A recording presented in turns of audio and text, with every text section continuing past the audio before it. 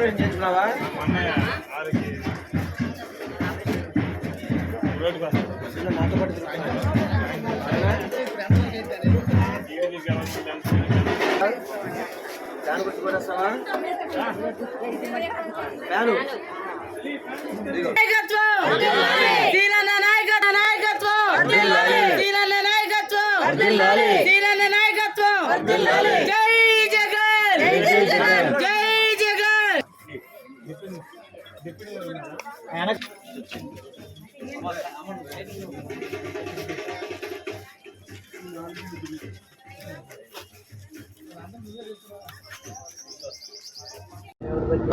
డివిజన్లో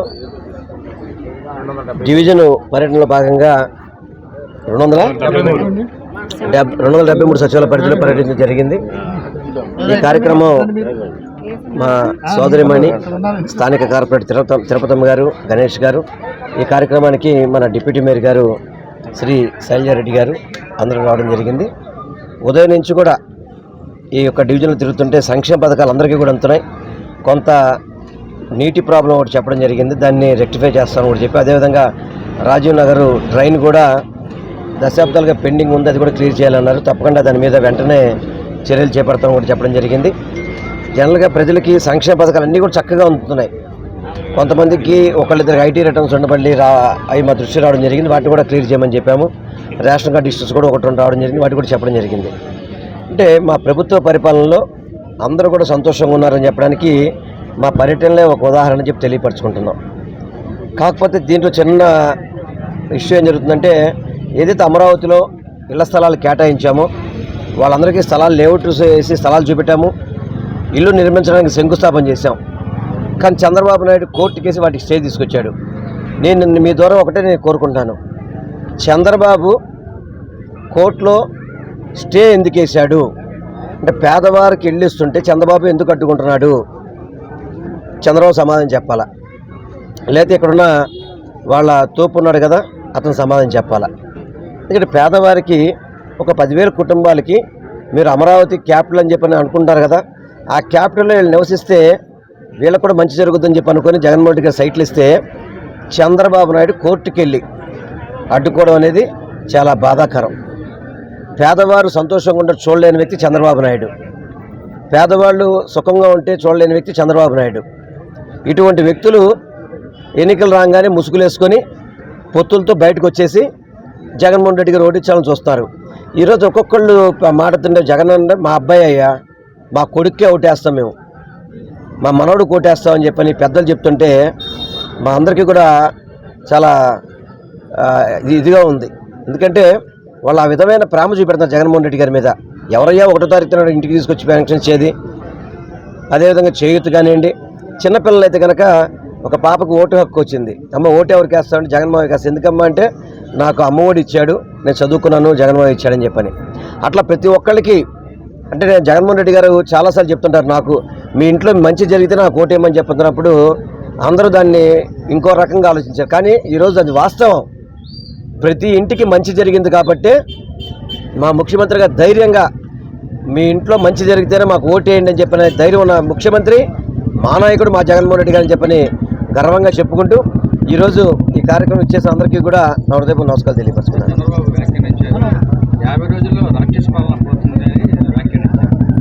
ఇప్పుడు అందుకే మా జగన్మోహన్ రెడ్డి గారు చెప్తారు, ఎందుకంటే 2019లో చంద్రముఖిని బంధించి పెట్టిలో పెట్టారు.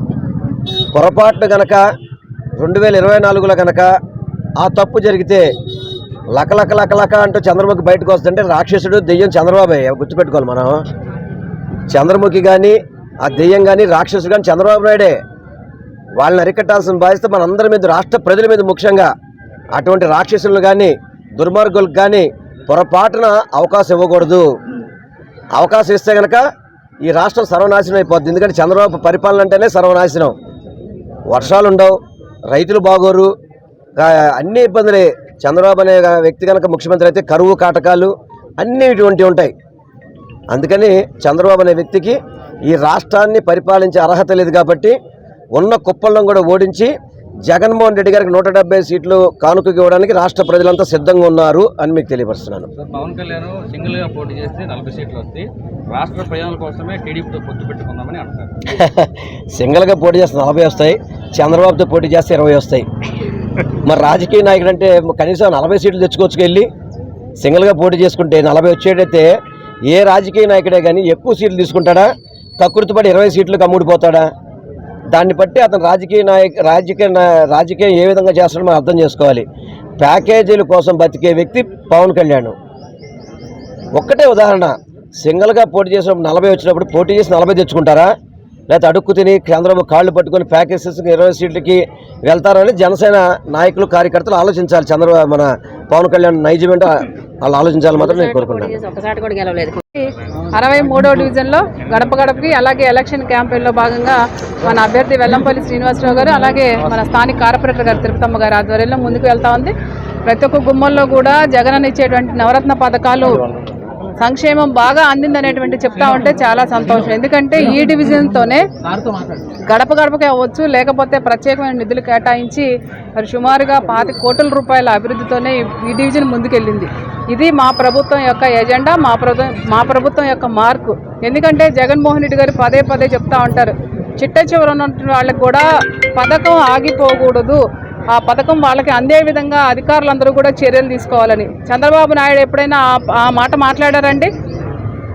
చంద్రబాబు నాయుడు ఎప్పుడైనా ఒక పథకం ఇచ్చి ఆ పథకం ఏదైతే ఆయన 5 సంవత్సరాల పరిపాలన కాలంలో అందరికీ న్యాయం జరగాలి, అందరికీ అందాలనేటువంటి సంకేతాలు ఎప్పుడన్నా చెప్పాడా అండి? వాళ్ళకి ఏంటంటే గెలిస్తే చాలు, ఆ కుర్చీలో కూర్చుంటే చాలు, ఆ కుర్చీలో కూర్చుంటే మేము ఏదైనా చేసుకోవచ్చు, మా ఇష్టము అనేటువంటి గత పరిపాలనలో మనందరం కూడా చూసాం. కానీ ఆ పరిపాలనకి ఈ పరిపాలనకి ప్రజలు వ్యత్యాసం వేసుకుంటా ఉన్నారు. ఇంకో విషయం కూడా చెప్పాలి, ఇక్కడ ఏదైతే మన రాజీవ్ నగర్ ఏరియా ఉందో మరి దీనిలో కొంత వాటర్ ఇబ్బంది అనేటువంటిది కూడా మా దృష్టికి ఆల్రెడీ వచ్చింది. మొన్న కమిషనర్ గారు, మేయర్ గారు మేమందరం కూడా చూసి వెళ్ళడం కూడా జరుగుతుంది. ఆల్రెడీ బోర్లు కూడా శాంక్షన్ చేయడం జరుగుతుంది. మరి అలాగే ఏదైతే ఇక్కడ ఉన్నటువంటి కమ్యూనిటీ హాల్స్ కావచ్చు, పార్కులు కావచ్చు, పార్కులు ఈ డివిజన్లో పెద్ద ఎత్తున డెవలప్ చేసాం. తెలుగు తల్లి పార్కు ఒకసారి వెళ్ళి చూడండి, తెలుగుదేశం నాయకులారా ఏం చేశారని మాట్లాడతారు కదా. అలాగే ఎంత సంక్షేమం ఇచ్చామో ఒకసారి తెలుసుకోండి, ఎంత అభివృద్ధి చేసామో తెలుసుకోండి. జగన్మోహన్ రెడ్డి గారు ఇక్కడ ఉన్నటువంటి మన ఎమ్మెల్యేలు అవ్వచ్చు, మన స్థానికంగా ఉన్నటువంటి ప్రజాప్రతినిధులు అవ్వచ్చు, అందరూ కూడా ప్రజలకు ఎక్కడైతే అవసరం ఉందో దాన్ని తీర్చడమే మా ప్రభుత్వం యొక్క ఎజెండా. మీకులాగా ఓటు అయిపోతే ప్రజలు అవసరం లేదు, లేకపోతే మళ్ళీ ఓటుంటే ప్రజలు కావాలి అనేటువంటి సంకేతాలు మీరిచ్చారు. దాని తీర్పు రేపు ఇవ్వబోతా ఉన్నారు. ఎందుకంటే పాపం బోండమ్మ చేతగాని నాయకుడు అయిపోయాడు. ఎందుకంటే మహిళలతో మాట్లాడిస్తూ ఉన్నాడు. సిగ్గుపడు, ఢీ కొట్టేటువంటి ధైర్యం నీకు లేదు. ఎందుకంటే నువ్వు ఎక్కడ భూమి కనబడితే అది ఆక్రమించుకోవటం, ఇల్లు కనబడితే ఆక్రమించుకోవటం, లేకపోతే కబ్జాలు చేయటం, ఇది తప్ప ఒక నాయకుడు వాళ్ళు వచ్చాడు మాకు. ఆ నాయకుడు ఢీకొట్టుగా నువ్వు మాట్లాడయ్యా, మహిళలతో ఎందుకు మాట్లాడిస్తా ఉన్నావు అంటే మహిళలు మాట్లాడితే ఏదో అక్కడ నిజమైపోతాను నమ్ముతారు అనుకుంటున్నారా? నిజంగా రాజకీయాలుగా చేయండి, అంతేగాని ఒక మహిళలను అడ్డం పెట్టుకొని నీ ఇష్టం వచ్చినట్టు మాట్లాడిస్తా ఉన్నావు కదా. మహిళా లోకం అంతా కూడా గతంలో ఎలా ఓడించిందో రేపు రానున్న రోజులు, ఎందుకంటే ప్రతి ఒక్క మహిళకు కూడా తెలుసు.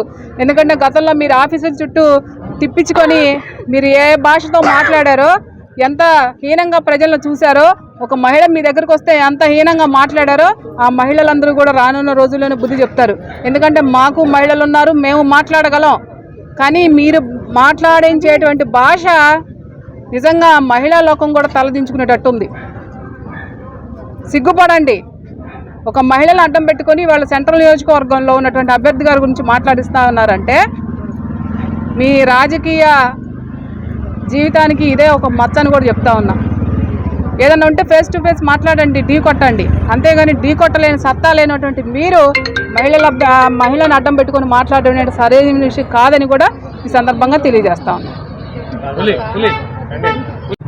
మరి గడప గడపకు ప్రభుత్వం అనే కార్యక్రమంలో భాగంగా మన సెంట్రల్ నియోజకవర్గ ఇన్ఛార్జ్ అయినటువంటి మాజీ మంత్రివర్యులు వెల్లంపల్లి శ్రీనివాసరావు ఆధ్వర్యంలో మరి డిప్యూటీ మేయర్ శైలజారెడ్డి గారు, కార్పొరేటర్ గారు, మరి మా పార్టీ నాయకులు, కార్యకర్తలు, అభిమానులందరితో కూడా ఈరోజు 63వ డివిజన్లోని 273వ సచివాలయం తిరిగాం.